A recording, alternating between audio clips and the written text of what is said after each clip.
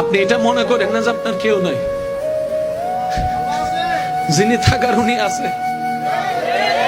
উনার নজর না থাকলে তো নিঃশ্বাসটা চলতো না, উনার নজরটা না থাকলে তো খাওয়ার স্বাদ বুঝতেন না, উনার নজরটা না থাকলে তো ডুকটাক গোলাপ নিচে নামতো না, উনার নজরটা না থাকলে খাবারটা তো ভাইয়া হজম হতো না। উনার নজর আপনার দিকে আছে।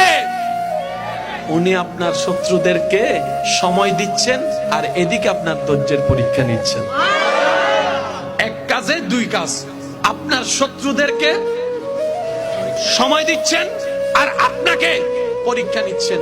এবার আপনি বলবেন আমার তো কোনো অপরাধ নাই, বিনা অপরাধে সাজা কেন? তাইলে তো আপনার জন্য ডবল শুকরিয়ার বিষয়।